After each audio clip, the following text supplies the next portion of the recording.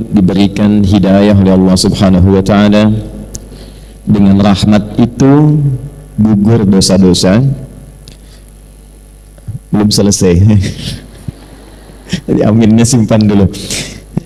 Jadi puncak rahmat Allah itu, puncak kasih Allah itu ternyata saat diberikan kepada seorang hamba itu bentuknya bukan dunia, bukan harta, bukan kedudukan, juga bukan pengetahuan.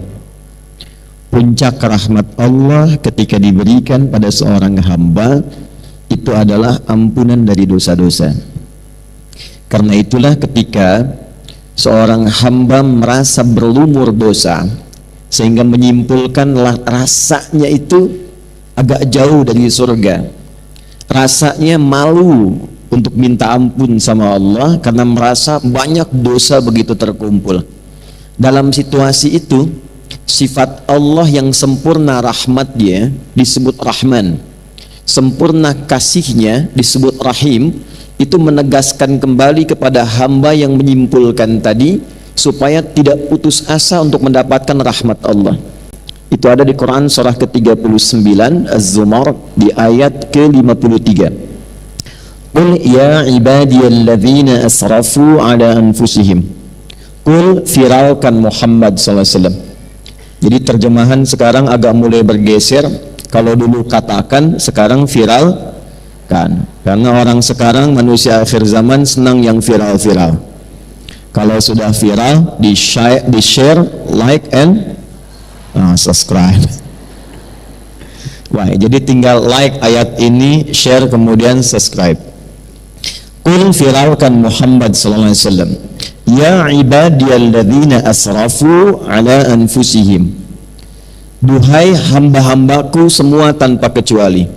Jadi di sini menggunakan kata alladzina disebutkan sebanyak 1080 kali dalam Al-Quran, dan itu mencakup semua aspek dan gender terkait manusia, mau laki-laki, perempuan, besar, kecil, tua, muda, sepanjang bernama manusia pasti punya potensi berbuat salah.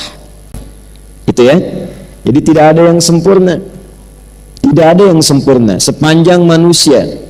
Bukan nabi, bukan rasul yang punya sifat ma'sum, dijaga dari salah, itu berpotensi berbuat salah. Jadi percuma kalau mencari kesalahan orang lain, Bu. Kalau suami ibu pernah salah, berarti suami ibu manusia. Kalau ibu ingin mengharapkan pasangan yang tak pernah salah, silahkan nikah sama malaikat. Ada banyak pilihan, malaikat Israel ada. Kan di antara makhluk Allah yang tidak pernah salah cuma malaikat kan?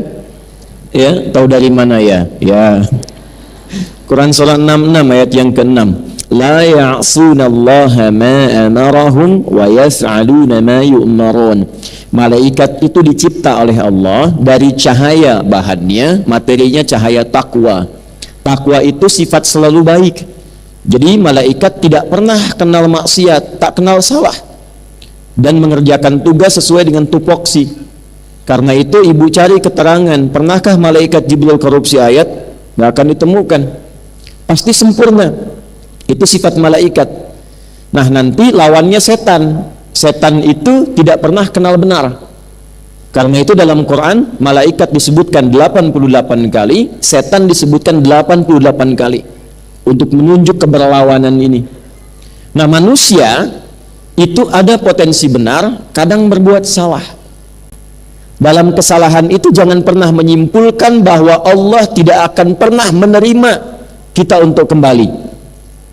Jangan pernah menyimpulkan bahwa Allah akan mengabaikan seakan-akan tertutup peluang surga. Kalau berada di posisi itu artinya sedang dikuasai oleh pengaruh setan. Karena hanya setan yang menyimpulkan saya salah. Itu poinnya. Nah, di titik itu pun Allah dengan kasihnya yang dalam itu masih memberikan keadilannya untuk menyelamatkan hambanya. Jangan sampai berada dalam situasi yang dikuasai oleh setan. Maka diturunkanlah kemudian ayat ini pada Rasulullah sallallahu alaihi wasallam. Qul ya ibadiyalladzina asrafu ala anfusihim. Muhammad sallallahu alaihi wasallam firalkan kepada hambaku yang merasa banyak bersalah. Dan bahkan sebagian menyimpulkan kayaknya dosanya sudah terlampau banyak deh. La taqnatu min rahmatillah. Jangan pernah putus asa untuk mendapatkan rahmat Allah Subhanahu wa taala. Rahmat di situ artinya ampunan. Dari mana taunya? Teruskan ayatnya. Innallaha yaghfirudz dzunuba jami'a. Sungguh aku tegaskan, Allah akan mengampuni semua dosa apapun yang pernah dikerjakan sebelum nyawa sampai di tenggorokan. Nah, pertanyaan saya, kenapa saya buka dengan rahmat? Ibu kalau masuk masjid, doanya bacanya apa? Allahumma ftahli abwaba rahmatik. Ya, baik yang di dalam masjid, juga yang di luaran. Ya, saat ini insya Allah terdengar suara saya. Saat kita memasuki masjid, melangkahkan kaki apa? Kanan kan? Baik, lalu doa yang dibacakan, Allahumma ftahli abwaba, ya Allah mohon bukakan pintu-pintu rahmatmu untukku. Nah, pintu tertingginya itu ampunan dari dosa. Karena itu ketika Allah mencintai seorang hamba, yang pertama diberikan itu menggugurkan dosanya, menghilangkan kebiasaan buruknya. Itu ada di Quran surah kedua Al-Baqarah di ayat 222 di ujungnya. Innallaha yuhibbut tawwabin. Sungguh Allah sangat mencintai orang yang senantiasa mengoreksi diri untuk terus menjadi orang baik. Bentuknya tawwab. Tawwab itu sudah tahu salah, kadang dikerjakan lagi. Sudah tahu salah, kadang dikerjakan lagi. Gibah itu salah tidak, Bu? Salah. Tapi masih kadang didiskusikan kan? Oh ya, kan? Saya enggak, Ustadz, bagus, enggak kayak ibu itu tuh. Nah, kan? Nyambung ya.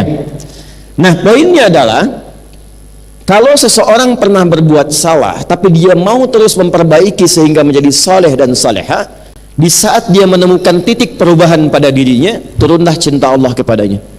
Kalau cinta Allah sudah turun, maka terjaga dia dari ujung kepala sampai ujung kakinya untuk selalu bersikap dalam kebaikan. Itulah rahmat Allah yang sempurna yang diberikan pada seorang hamba. Dan itu tiada lain tempatnya kecuali di masjid. Di mana? Di masjid. Nah, di dalam masjid itulah kita membuka, kemudian melangkahkan kaki kanan, mengucapkan Allahumma ftahli abwaba rahmatik. Ini penting saya sampaikan supaya masuk keluar masjid itu ada perbedaan. Kalau kita paham tentang doa ini, maka jangan disia-siakan ketika masuk. Ustadz belum datang, acara belum dimulai, Anda sudah ada di dalam, sholat 2 rakaat, duduk, koreksi diri, muhasabah. Jadi begitu kemudian keluar terjadi perubahan. Itulah berkahnya masjid. Makanya ibu kalau nggak percaya, masuk masjid itu tenang, tenang sekali. Coba tadi saat masuk kan, rasanya beda kan dengan masuk rumah sendiri.